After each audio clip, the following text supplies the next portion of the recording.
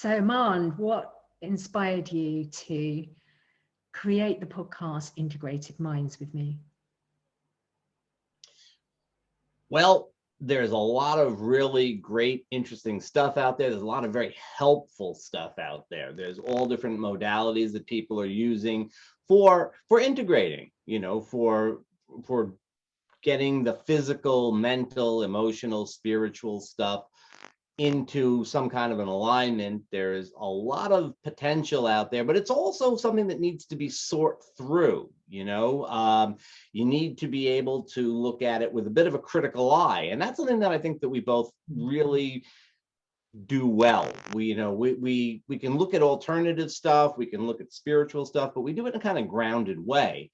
And I think that that's very helpful then to sort things out for other folks, to be able to have a little bit of a, a, a guide. I mean, it's just our perspective on it. It's just our ideas about it. But I think that if we can, look at some things, we've talked to some folks already, and I think that, we help folks to figure out what it is that works for them and what might not work for them. And Armand, you've been involved with consciousness research for many years, haven't you?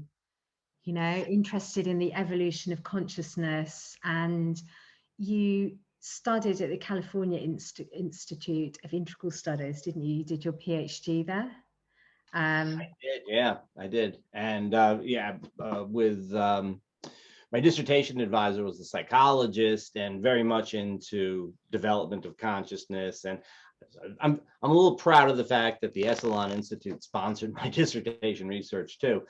The model that I was using and the model that I continue to use is one that I think is very useful, very, very helpful to look at consciousness development sounds like an awfully big, it either sounds odd or scary or something like that. It sounds maybe like there's something about it that is elitist or something.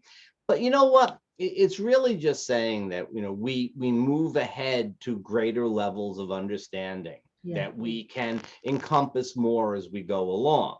It happens within our development. When we're kids, we accept it, very much so. And I think that when you talk about, consciousness, it somehow seems like, you're either like, a Buddha, or you're just like you're some ordinary. Or actually, maybe you're just needing to become more conscious of your unconscious. And in fact, with the work that I do, I help people to be in their left prefrontal cortex to make conscious choices, and to be more able to fulfill their potential. So I think consciousness can be a misunderstood word, because I think in so many ways people can be helping others with their consciousness, in many different ways. Wouldn't you say that there's so many modalities to?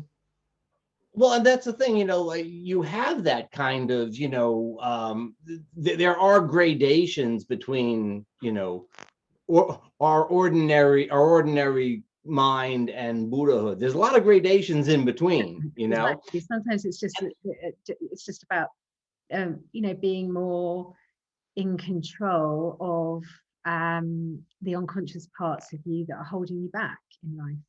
Well, I think that that's something that you really excel in your understanding of too, Natalie, because that's one of the things that, like with hypnotherapy, right? There's areas of life where you can be really bogged down. You can be really bright in some areas. Some areas you got complete control. And then there's other areas where it's like people have their blind spots. And, to illuminate that, as you say, and when you bring people into their left prefrontal cortex, they start to have a better sense of what they're doing. And so they're more aware of what's going on, right?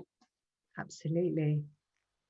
Definitely. And then they can make conscious choices that are aligned to their purpose and, the true them, as opposed to, not really being able to kind of understand what's real and what isn't. What's literally imagination and force, and what really can be worked with.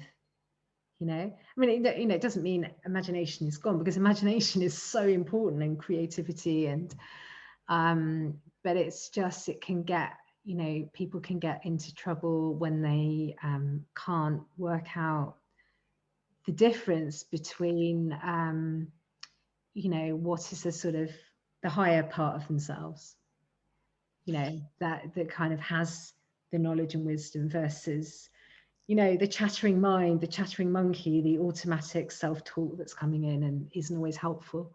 So it's those two. And you've I think since your early 20s, you've been working on this, and you've gone through a lot of modalities and a lot of development, haven't you, in terms of the way you address it? Yeah, because I think whatever work I've done, I've always identified myself with that. So when I started off in complementary therapies, and I was working very much with the body and different healing techniques, and I thought at the time I couldn't imagine myself doing anything else. But then I shifted that to working in other ways, and I realized I'm doing the same thing, but just because the mind, body, and emotions can be very interconnected. And so I went from working more with the body to working with the mind, the soul, and it's all very interconnected. And I think probably really what sums up what I do is I've always been very motivated to help people at transitional times in their lives where they need to transform and they need to move forwards, and whether I've done that on a physical level or a mental level or spiritual, I feel that really sums up what I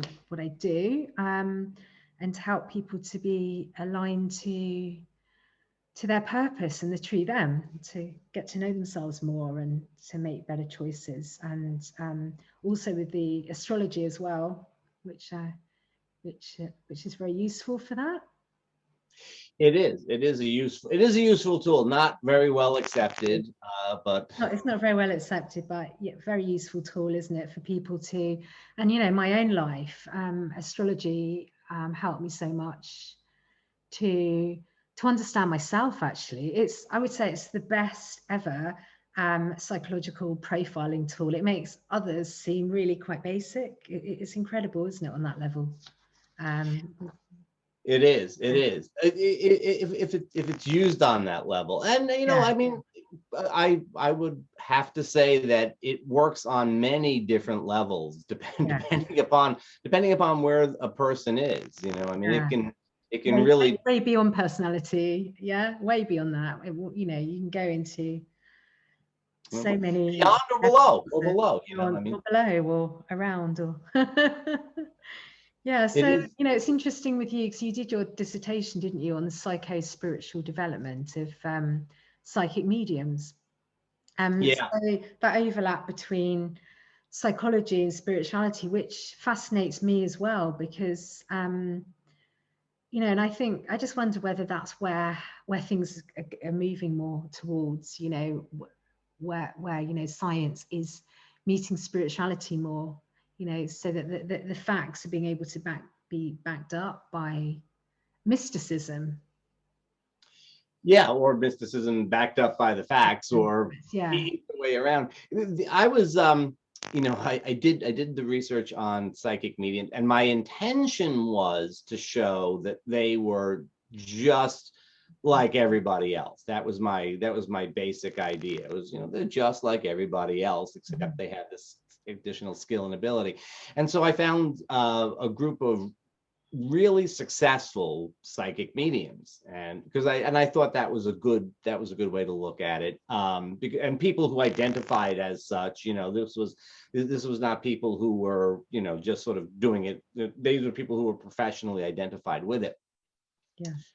And what I found was that they're not like ordinary folks. And they're the group that I spoke with, and they, to the extent that they might be representative of successful, at least, psychic mediums, they were very much closer to what we would describe as like self-actualizers. were very comfortable in themselves. They were very enthusiastic about what they were doing. They thought that if more people valued what they were doing, it would be great, but they didn't feel the need to prove themselves.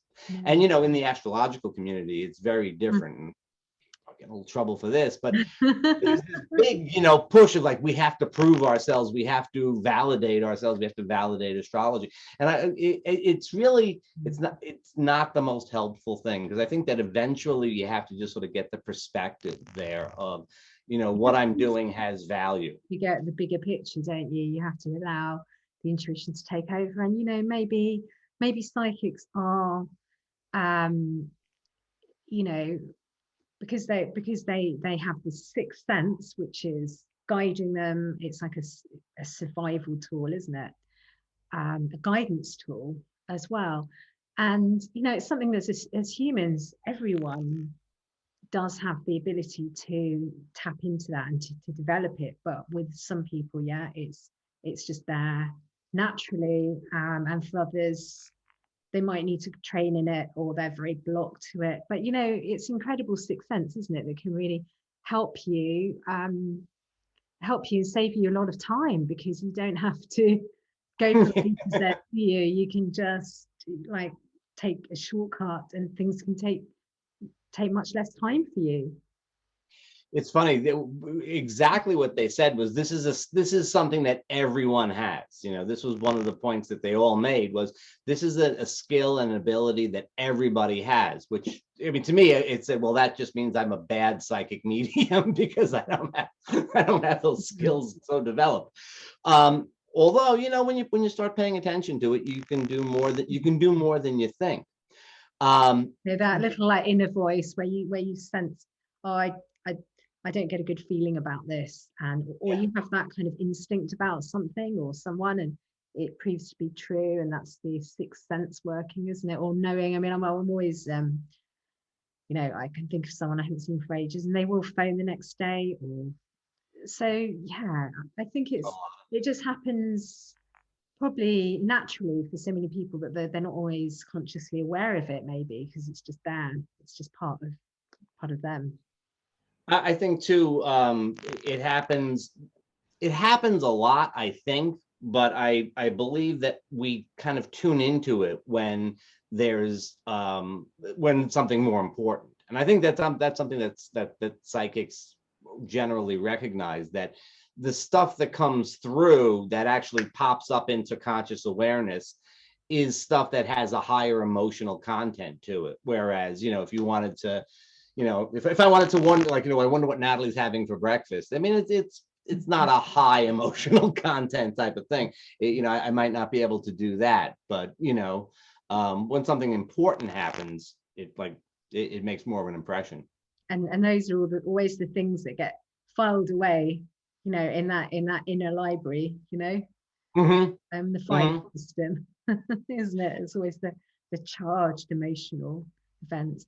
So, Armand, I just wanted to talk to you about how you look after yourself physically, mentally, emotionally. What things do you need to do? What tools do you use to help yourself to feel balanced, integrated? I mean, integrated isn't that a lifelong journey? It's like, we're not saying, we are,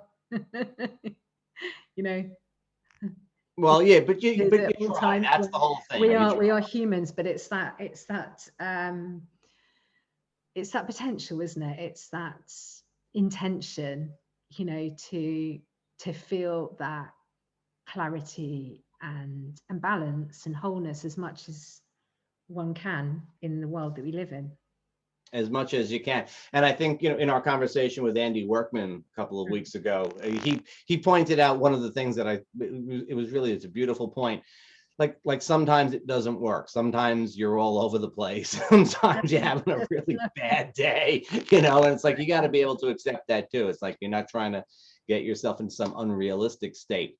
I do as much as I can in the different areas, as many areas as I can identify. So I do regularly I do Tai Chi as a way of working with the body. Actually, and I do weights and other exercises as well, which for some, I've never been terribly athletic. For some reason since college I've enjoyed lifting weights. Not a lot. Oh my gosh, no.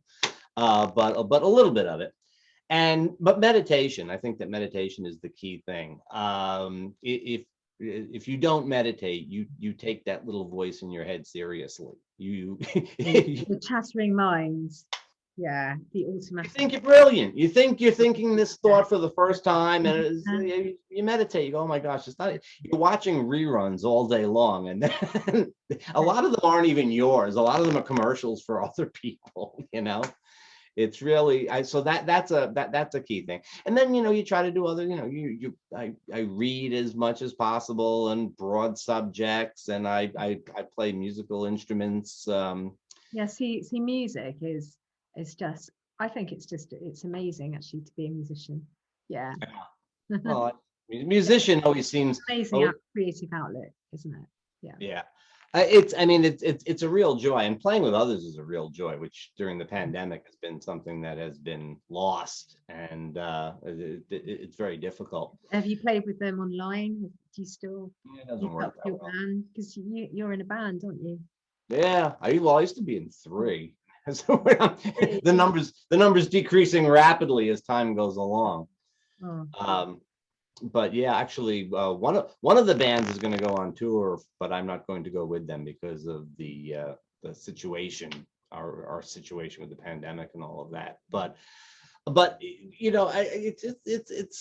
I've always I've always had that kind of thing of being interested in things and pursuing them, yeah. and I sometimes getting good at them and sometimes not. I used to draw and paint.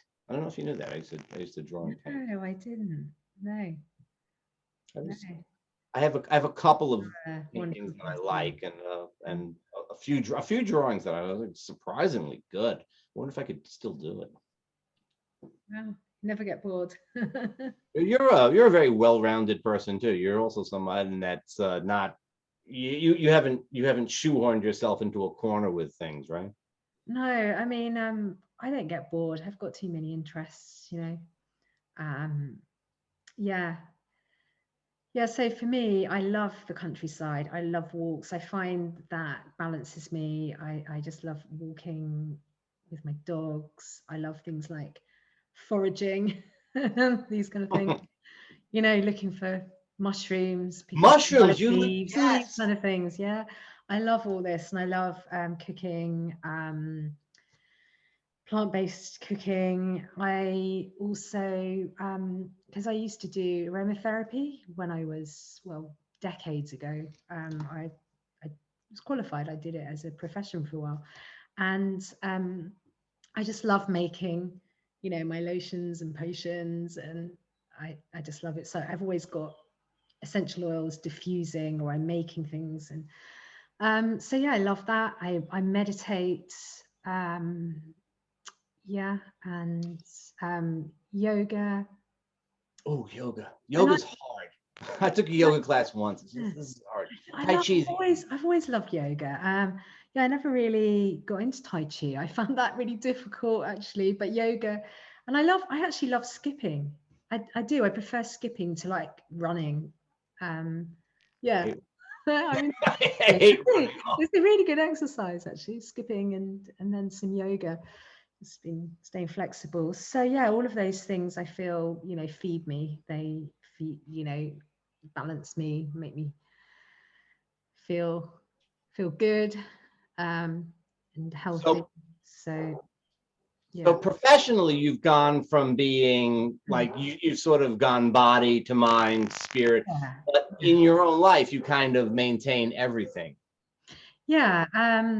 Well, trying to. Sometimes it just goes through phases, and of course, reading and writing. I did a literature degree, and I also love writing. I feel like that's my creative outlet. Actually, I love to write. Yeah, I mean, every day is a bit different with the work that I do because I do quite a few different things. So But it all balances out, doesn't it? You know, when you have lots of, you're fingering lots of pies, you sometimes have phases with things, don't you? Different Yeah, projects. and you're a great writer too. That's one of the. Thank you. Oh, likewise. You're a very good writer. And actually, mind, you've written quite a few books, haven't you? I haven't written a book yet. I will one day. Well, yeah. Well, I mean, writing them isn't that hard. Getting people to read them there's a task for you, And I think it's getting harder and harder because people are, with social media and stuff. And that's another thing to bring us back around to the podcast. That's another thing. I think we can get ideas out in a format like this that would be very, very hard to get people's attention to actually sit down and read a book. I mean, I've got a bunch of them, I see you have a bunch behind you too. I know that we do a lot of reading, but it's a thing that I think it's time, isn't it? It's now, people now listen to Audible as well. I mean, I listen to Audible sometimes, because sometimes there's so many books that I need to read that I find Audible can really help, because, or Kindle, or just the whole thing really, that there's so many ways of doing it. But yeah, podcasts are instant, and I think they're a great way of absorbing information, don't you? Of learning. like we could have a conversation with somebody and you get some info, and then you could, if you want to go deeper, you can go to you could read Andy's book or something like that. Yeah. So should we talk about, just very quickly, about the people we've already interviewed and spoken with? Yeah. So the first one is a man called Andy Workman. He's a mindset specialist who's written an amazing book called Cavemen and Polar Bears. So he was the first one we spoke to, and then we spoke to Tammy Bronstein, and she is a medical herbalist. She has her own apothecary just outside New York, and that was fascinating, wasn't it? Talking to her about herbs. I learned so much actually about it. It was so interesting. And so the people that we're going to be talking to will be really all types of people who share, who share that common thread of helping others to achieve that sense of integration with what they do. So it's varied, isn't it? Really, it's a real mixture of people.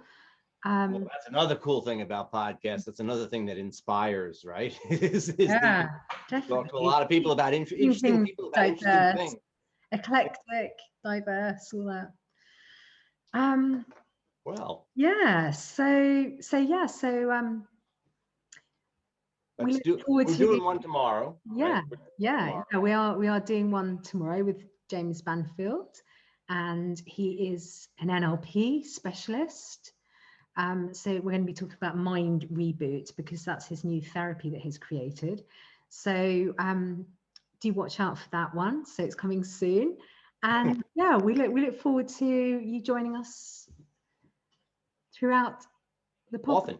Often. Yeah. Okay. Bye for now. Bye, Natalie.